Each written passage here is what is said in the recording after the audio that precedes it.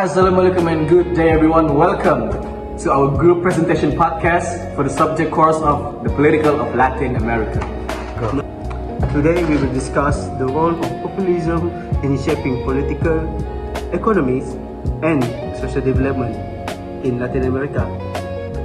Our discussion will cover the evolution of populism, its key characteristics and its impact on society and politics in the region. Populism is particularly important in Latin America due to long-standing issues such as inequality, weak institution, and exclusion of the lower classes. To begin this, populism can be understood as a political approach that divides two groups. One is the pure people and one is the corrupt elite. According to Casmut, populism is a thin-centered ideology that emphasizes popular sovereignty.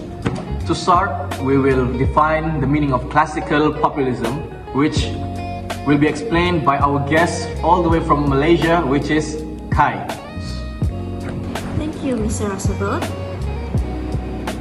Alright, I will talk about classical populism. Classical populism in Latin America emerged between the 1930s and 1960s during periods of industrialization and political transformation. One prominent example is Juan Perón of Argentina, who used nationalist rhetoric and strong state intervention to protect workers' rights. Another example is Getúlio Vargas in Brazil, who promoted labor laws and social welfare while centralizing power. These leaders successfully mobilized the working class and strengthened the national identity. However, national populism also reduced political pluralism and increased dependence on strong leadership. Thank you, Ms. Kai, all the way from Malaysia, have give her opinion. Now, we invite our next panelist, Mr. Fikri. Okay, thank you to Mr. Furious.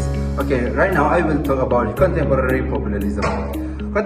Contemporary populism re-emerged in 19th century, what is known as a pink tide. The following dissatisfaction with neoliberal economic policy.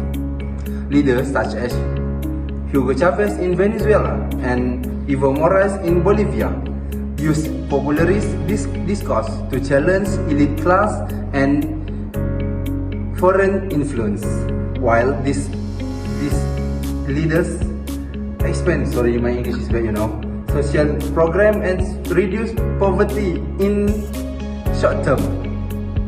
Heavy reliance on state resource and community exploit create economy, while these leaders expand social program and reduce their poverty in short term.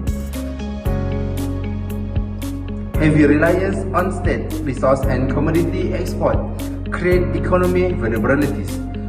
Thank you. That's all from me. That's a very good insight by Mr. Fikri just now. So, we're going to hear about charismatic leader, which will be opinionated by Mr. Joseph. Well, thank you, Mr. Roosevelt. And now I'm going to be talking about charismatic leadership. So, charismatic leadership is a defining feature of populism in Latin America. So, first, we must understand populist leaders often portray themselves as the true voice of the people, creating a strong people versus elite narrative.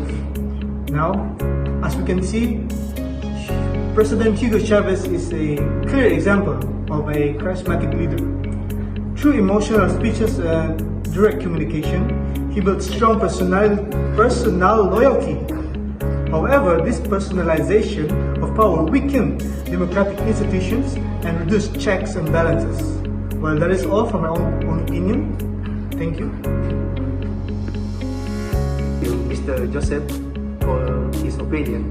Now, we're going to invite our next and last panelist for today is Mr. Belen, who will talk about the socio-political dynamic. Well, thank you, Mr. Alfredius, for giving me this opportunity. So, for me, I would like to talk about socio-economic and political dynamic. So, as we know, Populism in Latin America is deeply rooted in socioeconomic inequality and political instability. High poverty level, corruption, and weak institutions created public frustration, making populist message highly effective. In Venezuela, economic mismanagement and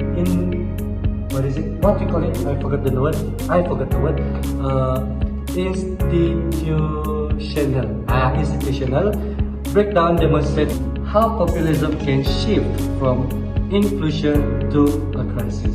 So that's all from me. Back to Mr. Olsen or Mr. Alvarez. Thank you for our panelists that has given their opinion. Today, populism remains relevant in Latin America as inequality and political dissatisfaction continue to exist.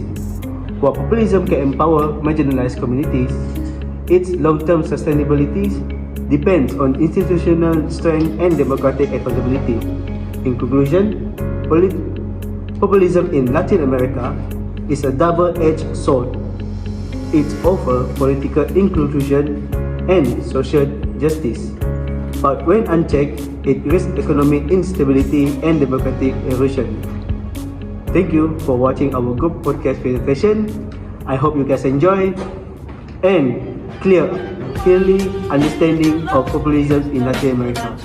See you next time and thank you. Don't forget to like, comment and share. Subscribe to our channel. Thank you for the panelists.